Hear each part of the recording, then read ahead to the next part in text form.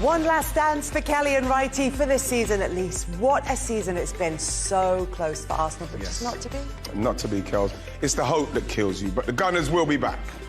Manchester City did lift the title for a record fourth time in a row. It's Pep Guardiola's sixth Premier League crown.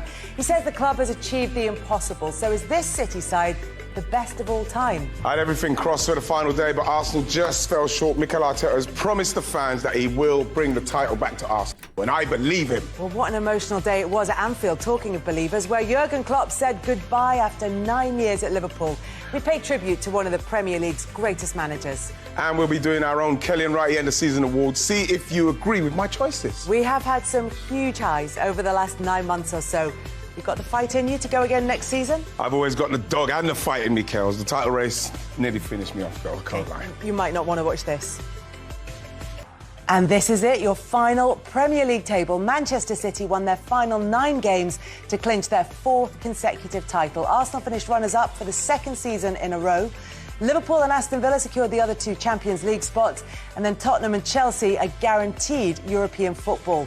Newcastle will go into the Europa Conference League if Manchester City beat Manchester United in the FA Cup final. United's 8th place finish, their worst in Premier League history. David Moyes leaves West Ham with Julen Lopetegui set to replace him. Crystal Palace finished in the top 10 after a blistering end to the season. And for just the 2nd time in Premier League history, all 3 promoted sides have been relegated. Sheffield United conceded 104 goals in the end. That is the most in a Premier League season. Nottingham Forest 2-1 win at Burnley on the final day means they stay up by 6 points, so comfortable in the end. Brighton finish 11th after just 1 win in the last 10 games. Manager Roberto De Zerbi is leaving the club after 70 games in charge. So big changes for some clubs over the summer, and with us to look back on what's been an incredible season, as always, Michael Owen, Nader Manua and Darren Lewis is here. But let's start with what was a great weekend for goals. It had a proper end-of-season feel to it. It was loads of things were already sorted. There was sunshine about, and players just looked free, relaxed and free. Exactly. They did. Yeah, it was good to see. Saw some great goals. Obviously, especially this one here. His first goal for Chelsea, Caicedo, Moises Caicedo. See, and that's not as easy as people think, because it comes to you very quickly. You want to hit it a long way, and you have to get the technique right. And it's a great goal. It's a great end-of-season goal to score. Yeah, but also right, when that went in, right, did you think Cole Palmer had scored it, first of all? If someone scored from the halfway line at Chelsea, everyone thinks it's Cole Palmer. I'm pleased for him. Sorry, Eze went no, crazy. I was just going to say that, and Eze's goal is a really good goal, but really it just sort of sums up Crystal Palace and their end to the season and the way the players have been performing. But this one, Nadim, to open the scoring, or to get Manchester City on their way to that 4th consecutive title and to be cool in that moment. Yeah, absolutely. It's an incredible strike. And the thing is, we've seen it happen a few times as well. Obviously, there was a bit of tension in the stadium when Kudus decided to do this. Yeah. But, you know, you guys are right. Some of the goals that we saw yesterday and just throughout the season have really been spectacular. Yeah. They have been spectacular, and there's not a striker's goal really in there in that selection of them, Michael. Not really no defenders' goals either, I'll be honest. I hate it. It's easy to do that. But look, the title race went right down to the wire. It starts to feel a little bit inevitable with a couple of weeks to go when it's in Manchester City's hands, and we know what they've got in the tank. But 4 in a row is unprecedented. How much of an achievement is it for them to just keep going? Well, quite incredible, as you say. It's never been done before. It's one thing winning a title, which is hard enough, but keeping that motivation, keeping that, you know, the changeover as well. I mean, the team that won the title 4 years ago, you know, it's not that recognisable compared to the team that probably started yesterday. So to keep that change going, the consistency of the manager. Of course, I mean, he's the one constant, isn't he? I mean, if you've got Pep Guardiola as your manager, you've got a great chance. Beast, well, and I was about to say the only game. chance I feel at the moment for anybody else to get a look in. Because I do feel that if Arsenal went and got 95 points, City would have got 96. I mean, it happened the other year when, did Liverpool get 97 or 98 or something? Yeah. And they've just got more gears than everybody else. And all of a sudden, at some point during the season, it might be January, it might be February, all of a sudden, they think, right, we've got to kick into gear now. Just look at all the times they've won the league. They just go on this run, rather like Manchester United used to do when I was growing up. Yeah. It was just, they're unbeatable for a period of time. So I just think until Pep Guardiola leaves, which might not be long, then everybody's playing catch-up. We should, in case anybody hasn't heard that, is what Pep Guardiola said at the end of the game, which is that he's closer to leaving than staying, and his contract is up at the end of next season. So there is a little bit of speculation about his future, and we will come to that. But what as Michael said, what's been impressive about Manchester City under Guardiola has been the evolution and, you know, the sort of constant innovation on the pitch from him as well. Yeah, absolutely. I think when he first came to the Premier League, a few people said he wasn't going to be successful because he has a style of play, this tiki-taka that won't work in the Premier League. Which he always hated, that tag, exactly, didn't he? It's almost like a slur. So, this tiki-taka is nonsense. Yeah. But I think over these last 4 years in particular, the style of football's changed. I think you can look at times where maybe you had like a Cancelo, the fullback, coming into midfield. Then last season you're looking at a centre-back coming into midfield. Then this year there were more times where it's like Kovacic and Rodri in there, and Rodri's now scoring maybe 10 goals in the league. I think he's got an understanding that the league is constantly changing. You can't be successful next year with what you did this year. And I think that's something that gives them just that little bit of an advantage at times, because some teams are trying to achieve what City are doing. But I think he has a sort of different vision. For me, that's why he's my favourite manager of all time. And favourite is a... You see, I chose my word. I chose my word. I heard it, Nathan. Thank you. I appreciate you listening. He's my favourite, yes. Because I think the argument about best is often just kind of... It's a starting point for debate, isn't it? Because there's no way that you can categorically say this manager is the best, that manager is the best, but favourite is the one that like you appreciate everything that he's done more than anyone else's. 100%, and I think you can make it. If you said the best, people try and make an argument against it. Cool. You say the favourite, it says, well, your opinion's wrong. Well, I like what I like. Yeah. And it's the same with the sort of Ronaldo and Messi debates and so on. Like, Messi's my favourite player of all time, but I can understand why other people would choose otherwise. Yeah. I think doing four on a spin is you're probably the best. I think as a manager, because like you say, it's continuously changing that dressing room, but the mentality of the players stay the same. And it's him who's driving that. You've got to have something very, very special. You know what I mean? I would probably go in the best camp. I'd go in the best camp. That was right saying that, by the way. I'd love to do the best argument. That's right, because I'd fight for it. I'd fight for Pep. What about the team, Darren? Is it the best team that the Premier League has seen, or does that again come down to preference? I think it does come down to preference, sorry. That's fine. I think the interesting thing about the team is that lots of people talk about City blowing other teams out of the water. But if you just go through the team, the keeper they finished with, he came from Arminia Belfield. He wasn't a stellar signing from another top Premier League or European club. Kyle Walker was at Spurs. They didn't want him. John Stones, Chelsea had first run at him for quite some time and just didn't bid what Everton wanted at the time. City went in, were decisive, and they got him for not much more. And if you go around the team, there are individuals. Maro Akanji was offered to a number of Premier League clubs who decided they didn't want him. Julian Alvarez, West Ham, had the chance to sign him, said we don't fancy him. So he went to City. So there are lots of players within that. Goodness me, Kevin De Bruyne. Chelsea didn't want Kevin De Bruyne. So, Chelsea had form at that stage. Chelsea didn't want Mo Salah. But you have to recognise. Exactly. And I think the point around City winning the league as well, it has to be made as well that Arsenal, had they won one game in 5 in December, right? They were masters of their own destiny. Even when they played Aston Villa, they were leading. Had they won that game, they probably would have gone on to win it. Liverpool led the league in April and self-destructed. So City are the best team. They've come out on top. They've got the most experience and they have done a fantastic job.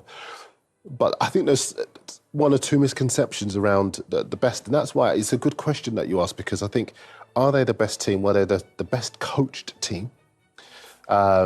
And the sum of the parts is outstanding. But I think if you don't have Guardiola to pull all of that together, then I don't think they achieve what they do. And you talk about the sort of collection of players and what they're able to do, but it's not just about the fact that they can perform on the pitch, it's that they can do it in such intense situations. And to maintain, we talk about the evolution, as Nathan was mentioning there, but to have that hunger season upon season to want to go and win more trophies, that's special as well, to still care as much season after season, to be able to... Obviously, City and Kyle Walker's had it what, 4 times, 6 times now, Kyle? 6. 6 times now, Kyle. So he knows what that's about. But again, what we're talking about, the manager and what the manager's able to continually get out of these players. And like I say, I watched that treble documentary again the other day, and I was in awe.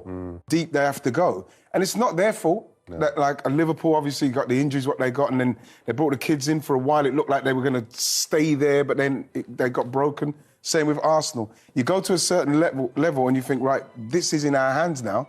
But if you slip up, we see that City will win, and that's what they've done with when it was 31 games and 9 games, won 9 games on the spin. Yeah. So there's opportunities to beat them, because we're not saying that they blasted everybody all season.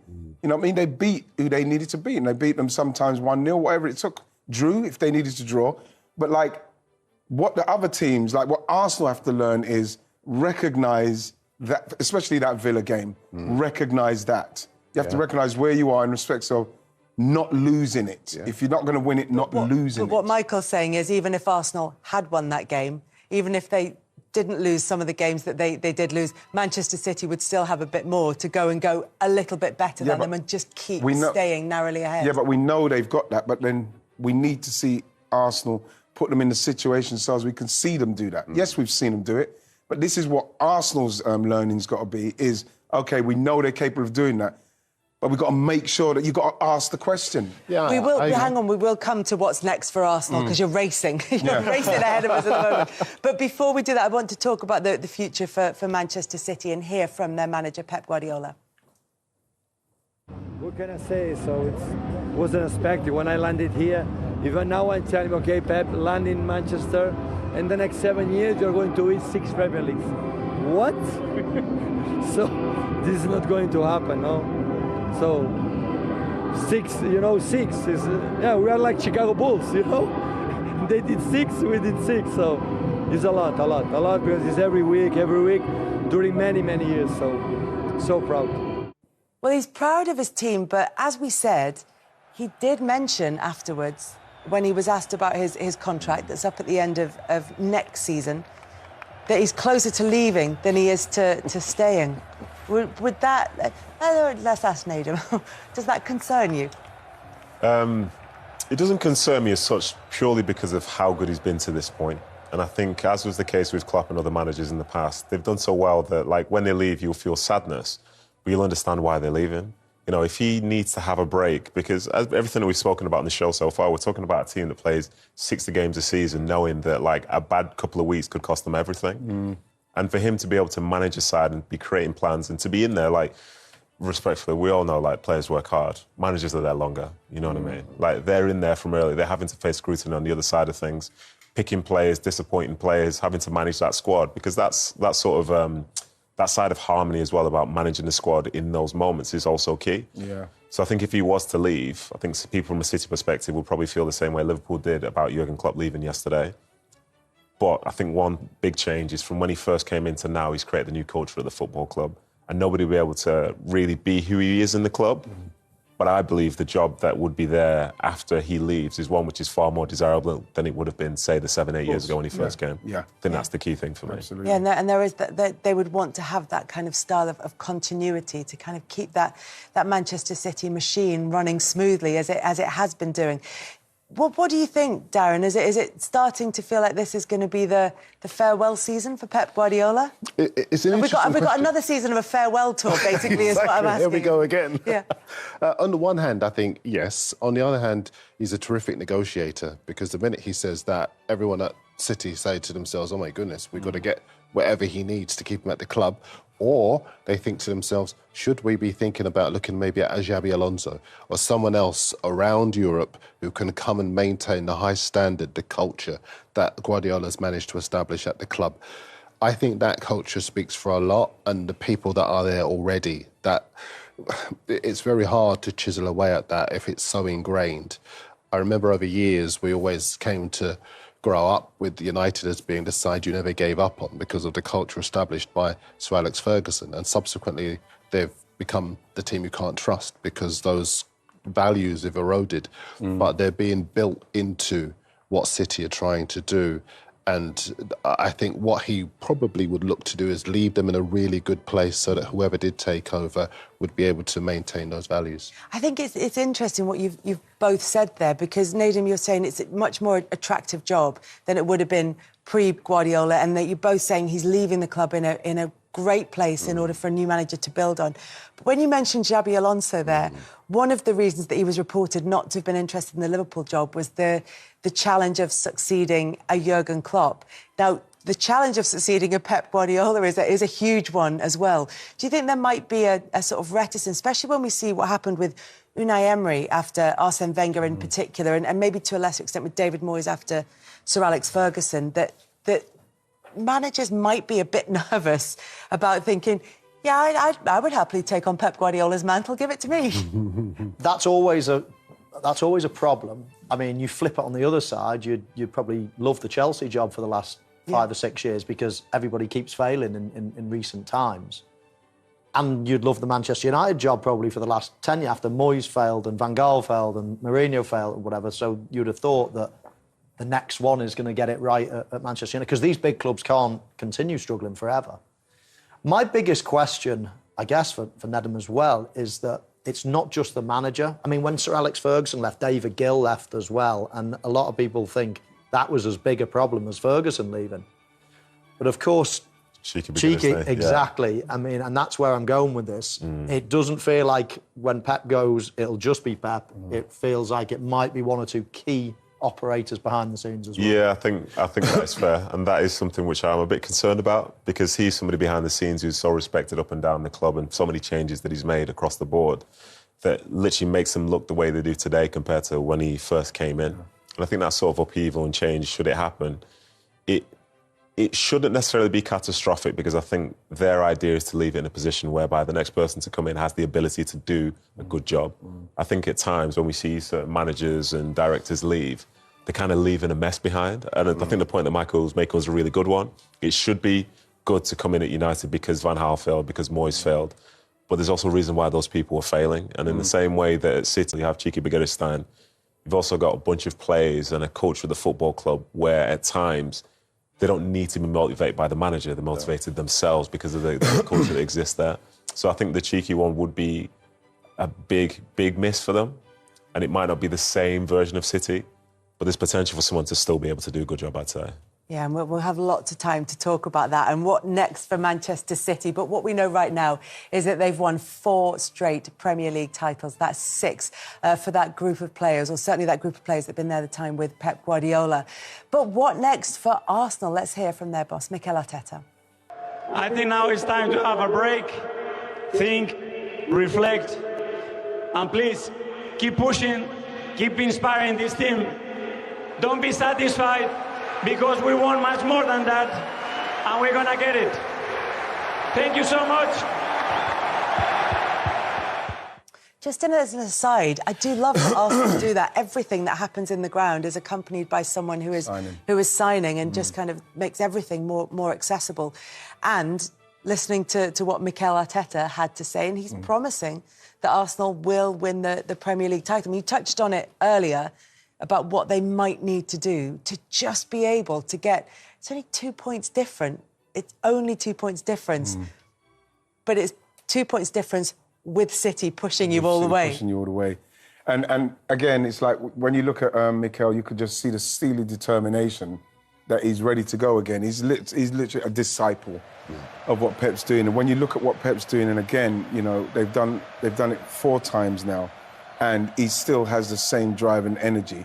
And he knows that Mikel is coming, and he's coming with that same energy because he knows the levels he's going to have to bring just to try and compete with this guy. And this is why, again, when you talk about Pep, and if Pep left, you know, obviously it's going to be a manager of real stature, but like, are they going to have that same drive and obsession that Pep has? What I feel is now which Mikel has, because for the last 2 seasons, finishing second to Manchester City, it will take its toll at some stage on your mental, your resolve in keeping going. And this is why you have to admire Pep and what he's done with that team, because they have kept going and they look strong.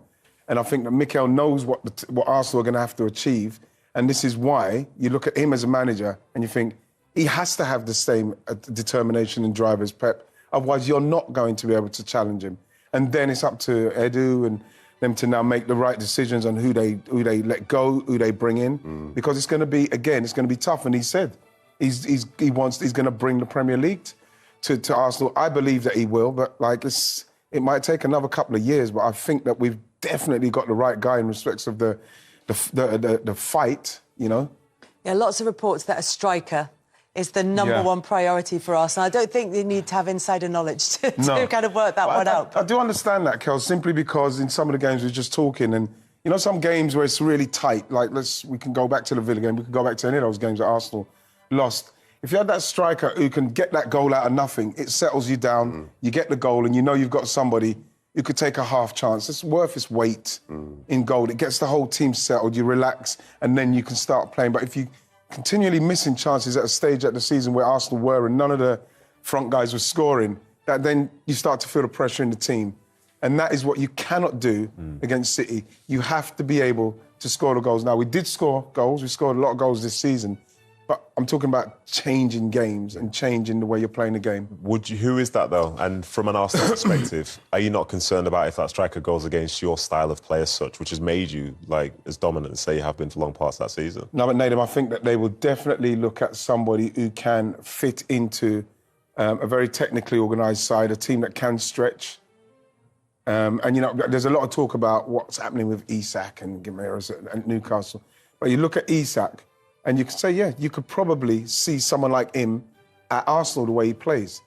The way he plays, the way he can link, and the way that Mikel will probably want him to play in that team if it was him, or a player of that stature. But we need somebody, first and foremost, who's going to take the half chance. But you're both strikers. If you go into that team... me for a second. I've not been close.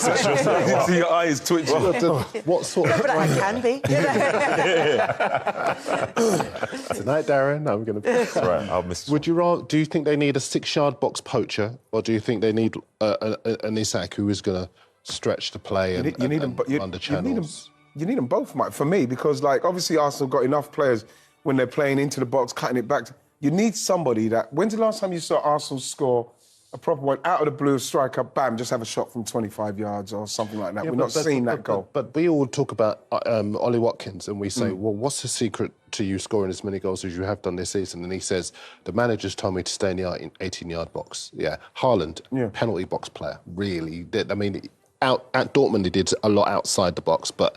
at City is inside the box. And that's what's making me think that's what Arsenal are lacking. You can have both, though, can't you? I'd argue that Haaland can do both. It's just you don't get the opportunity to do one of them at Man City because everybody sits on the edge of their 18-yard box and you don't get any space in behind. And talking to Man City, I just feel as if we're actually talking about something we were talking about a couple of years ago with Haaland. I mean, Manchester City didn't have a striker, really. They did have Aguero. He was coming to the end, but he wasn't playing in that last season, really. Yeah. And everybody was saying, well, they're winning the league without a centre-forward. They're playing so well without us. Is it going to change the apple cart a little bit? They went and got him, and they've not looked back. You have to adapt. I said, I was a little... What were you going to say, Kil? I was just going to say it again because nobody laughed. I said, how did he get on? It was a little joke. I didn't say it was a good one. No, excuse me, the thing with, really good point. Really good point. You think, why does City need to pay for him? Because that is available. And you put that in the City side and you're getting what we're seeing now. We're still seeing City do their stuff because people like Foden's gone supernova. We know what De Bruyne is going to do. Rodri, Doku's come in and he's going to bring a whole new entity to the way they attack. You bring a striker in that can come in who's got the necessary skill set to fit into that and then bring that goal out of the blue, that, you get one on the edge of the box and turn and you just shoot. That kind of goal, not the one where you build it up to the line, cut it back. The goal, what's going to make you go, bam, we've got one out of nowhere, now we can just play and open them up more. That is the kind of striker, and I probably think that he's the person that could probably do that. The hard thing, I think, for Arsenal at the moment is not to be desperate for it. Yeah. It has to be the right person. Yeah. You don't want to be wasting 70, 80, 100 million on something that's not quite there because of desperation. Yeah, agree. And I think Wright is right. Haaland came available. Right, we cannot afford to miss this. Mm-hmm. Yeah. Whereas at the moment, can you get some of the players that would be good for Arsenal? Arguable. But then you look maybe a rung lower where you could get it, I would avoid that. They're doing fine as they are. I mean, and I would avoid that. So it's only if that real top one that's going to make the big difference. Don't be desperate. Bide your time. And when you're ready to pounce, just don't miss. Go and get the best. So the squad is good enough now as it is, and anything that comes in has to be able to make it stronger rather than taking a gamble. Because, I mean, look, someone like Tony at Brentford, he's available. Do you go and get somebody like that when there's question marks? Is he going to be able to up his game? Has he got the class to come off and do all the things? Is he the right personality for someone like Mikel? You need the right personality. So many all things. of these things. So there will be players out there that are very good that people say, just go and get him, Mikel, go and get him. And he might be the answer, don't get me wrong, but all I'm saying is there will be players that are desperate to walk to Arsenal now and that will become available. But I would just bide my time and wait for that right person. And if that right person is going to cost a lot of money, then fine. If he's not available now and it's next year, then fine. But don't waste your bullet because money doesn't grow on trees. Because Liverpool did that defensively with Van Dijk. Exactly. They waited, and that season they were letting goals in because they didn't come until the January, if I remember rightly. And loads of people, some of my colleagues said, you know, look, there must be defenders out there that can improve Liverpool rather than waiting for this one guy. But when he came, he had a transformative effect. Yes. Likewise, Alisson as well in goal. And when you do get the right player, he's there for years because you know you can rely on him. His injury record, his consistency in front of goal, his temperament in the dressing room, all of the things that you were suggesting they could bring to a side, that right player is going to be able to bring. Real contrast in emotions from the Etihad to the Emirates, but for the first time in the men's game in the top division in England, a team has won the title 4 seasons in a row. People have tried before, back to the 1930s, great Liverpool teams, Manchester United teams as well, but nobody has done it. It is quite an achievement. It's an achievement as much as mentality and drive as skill, isn't it, Owen, to win 4 in a row? Yeah, I think first of all, it's an incredible achievement. I think when you win one, there's always a few in the dressing room that let loose a little bit and take the foot off the gas. No shame in that at all, by the way, because you want to celebrate. You work hard as a kid to get to that position to win. The trick is not to take your foot off the gas, because the ones that do, then they get weeded out. You know, that's what Sir Alex would have done. He said, no, we don't want one-hit wonders. You know, we want people who are going to keep doing it. And that's why you got to refresh. So to do it for 4 years in a row is remarkable, because it's really, really difficult to win over 38 games. So credit to those guys. The consistency to be a champ, time and time again, and refresh a team with new players, new tactics, winning the Champions League with 4 centre-backs. Pep's the greatest innovator. And I think we've seen that. But to keep doing it, you know, we saw Doku emerge this season, Phil Foden. It's been absolutely out of this world this season. So I like that about Pep's teams. Every year they play different, but they still find a way to win.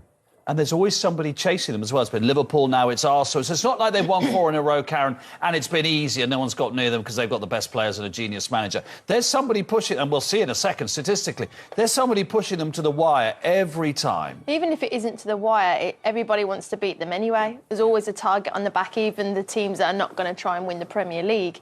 You know, that's the hardest thing. Winning 1, as we said, it's tough, but as Owen said there, it's tough to do it because of just the target on your back. Everyone raises their game 10%. And when you win the first one, you're chasing somebody else. When you're there at the top, you're doing this the whole time, looking over your shoulder. And that's the hardest thing, because you know Arteta's coming, you know Klopp was always coming for you. And to just try and keep them at bay is tiring. And you've got to have that energy and that motivation to keep them going. Let's just have a look at the statistics, because it's worth having a look at. And we've never had this in the top division in England, that you need this many points to get close to winning the title. So look, they got 100 points in 2017-18. 2018-19, they got 98 points. I mean, Liverpool were getting high 90s but couldn't win the title. A couple of seasons ago, when Liverpool got 92 points, Manchester City got 93. Now they've got 91 and they've won by 2. Basically, what we're saying, Owen, is you need 90 points to be considered. Well, Man City or whoever, Liverpool, Arsenal, whoever. You need 90. You need 30 wins, roughly. Well, that's why they're pretty much unbeatable over a 38-game season. Yeah. Because they're going to lose, 3 games? And all the other teams... What did Man United lose this season? 13, 14 or something? So for these guys in a Premier League season, they're going to lose... They might have 2 or 3 hiccups. That's it. You know, and then they're going to go on a 10, 15-game run to finish the season because they can be consistent. So I'm amazed, actually, Liverpool and Arsenal has pushed them as hard as they have. I think Arsenal finishing second is an amazing achievement. Honestly, I know people probably think I'm ridiculous for saying that, but I think they've pushed them with a younger squad, without the same depth. Wage bill is dramatically less. So I think if they can continue to improve, and eventually Pep leaves, then they can probably. What they all want. Yeah, but I think that while he's here with that group of players, I just don't think that you can beat them.